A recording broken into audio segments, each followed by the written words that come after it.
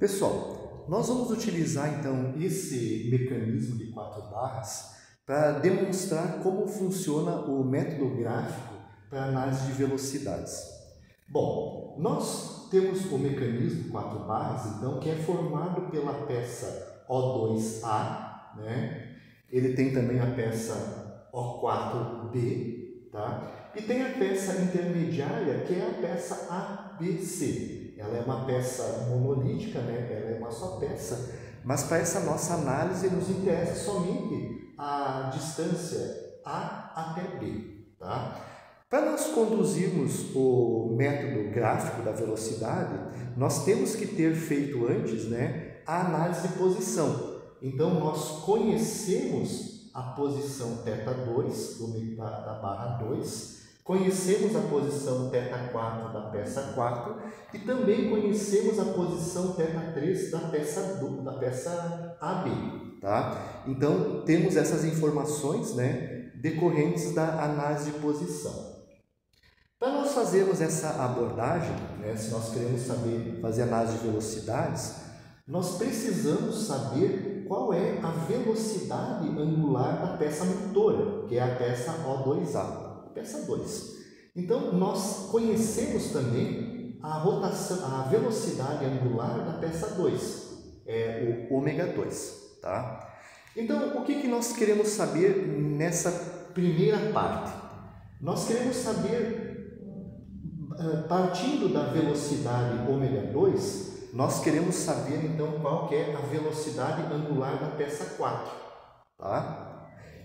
Para fazer esse primeiro estudo, nós precisamos então, né, num primeiro momento, identificar quais são as variáveis, quais são os elementos que nós conhecemos, saber a previsibilidade do mecanismo, tá? Então vejam só, se nós conhecemos o ômega 2, se nós sabemos o tamanho do raio, O2A, eu posso multiplicar a velocidade angular pelo raio e calcular a velocidade tangencial do ponto A. Vamos imaginar então aqui, ó, que essa velocidade tangencial, esse VA, né, seja então, só para efeito de representação aqui, 19 metros por segundo. Tá? Então, o que eu tenho previsível nisso? Se o ponto A está se movimentando, girando em relação ao ponto O2, eu conheço então que eu sei que a velocidade tangencial, ó, ela está sobre este ponto aqui, ó. Então, de previsível aqui eu tenho a intensidade do vetor, que representa 19 metros por segundo, tá? Então esse vetorzinho aqui representa 19 metros por segundo. E conheço também a direção da velocidade. A direção da velocidade é essa linha verde, né, que eu tracei aqui, essa linha de trabalho verde. Tá? Então vejam só, nós conhecemos essa velocidade. E para efeito gráfico, eu vou traçar aqui um vetor que seja proporcional a essa velocidade. Por exemplo, ó, eu vou traçar ali, ó, um vetor que tem 19 centímetros. Vou traçar ele aqui, ficar um pouquinho na frente de vocês, ó. Então vejam só, esse vetor aqui representa a velocidade VA e eu representei ela por um vetor de 19 centímetros. Então 19 centímetros na minha escala aqui representa 19 metros por segundo de velocidade, certo? Bom, então eu já tenho essas informações aí, tá? Também de previsível nesse problema, eu conheço também a velocidade, onde vai estar a velocidade tangencial do ponto B. Ó, esse é o ponto B. Como o ponto B é articulado e ele gira em cima desse ponto, eu sei que nessa direção aqui, ó, na direção dessa linha de construção PP, vai estar aqui, ó, a velocidade VB.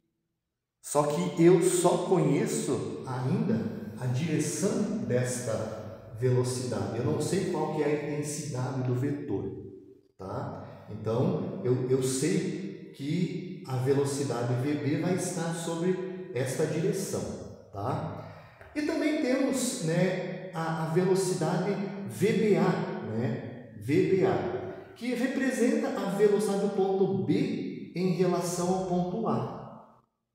Bom, se nós assumirmos que essa peça, e né, não é só assumirmos, a peça AB é uma peça rígida. E se ela é rígida, ela não pode se alongar ou se comprimir, né? Não pode se esticar ou comprimir. Então, certamente, essa velocidade VBA, né, ela não pode existir nenhum componente de velocidade entre essa direção, porque os pontos A não podem se afastar um do outro. Então, como consequência, entre B e A só pode ter velocidade, né, tangente, né, perpendicular à barra AB.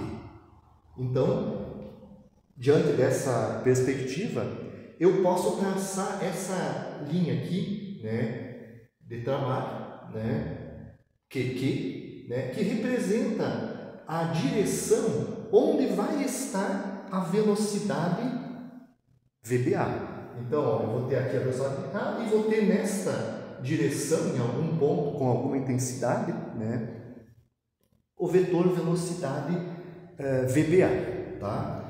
Então, como é que nós vamos fazer isso? Tá? Aí, nós vamos utilizar a equação vetorial para a diferença de velocidade para o ponto B. Essa equação, então, ela diz que VB igual a VA mais VBA.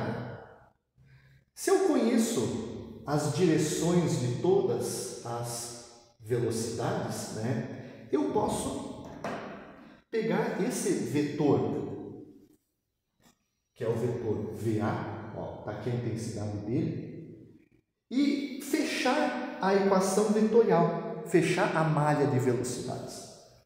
Eu vou pegar esse vetor e levar ele paralelamente, né, nesse conjunto de direções. Então, ó, o único ponto em que o início do vetor e o final do vetor fecham o triângulo de velocidades, ou seja, fecha a equação vetorial, é esse aqui, ó. Né? Deixa eu colocar um pouquinho para cima. Ó, tá aqui, ó.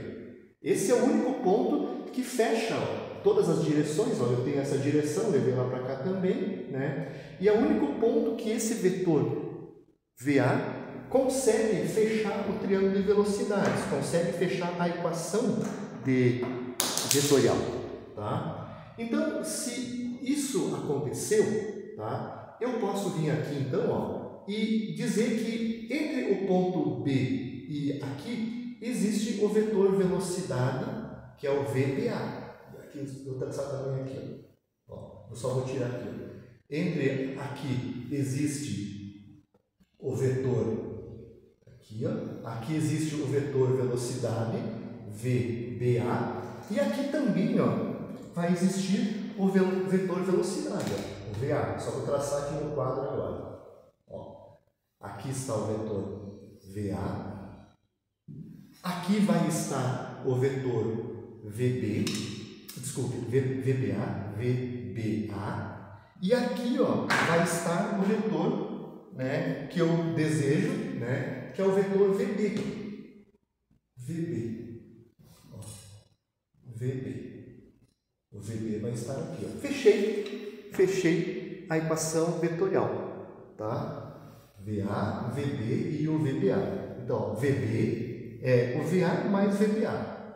Se eu usei aqui uma escala de 19 centímetros para representar 19 metros por segundo, eu vou aqui no desenho agora e meço, ó, o vetor VB, ele tem 12 centímetros, então ele equivale a 12 metros por segundo, certo? Vetor VB. E o vetor VBA, aqui no nosso desenho, ele tem 10 centímetros. Então, ele equivale a 10 metros por segundo. Fechei a relação de triângulos. Se eu conheço agora o VB, vejam que o VB está perpendicular ao raio, né? Eu sei então que a velocidade angular ômega 4 é o VB de 12 metros por segundo dividido pelo tamanho O4B. O4B aqui, ó. O4B. Certo? Com isso, eu identifico qual é o ômega 4 deste nosso exercício aqui. Tá bom, pessoal? É assim que funciona o método gráfico, né, para esse cálculo. Conhecendo-se o ômega 2, calcular qual que é o ômega 4.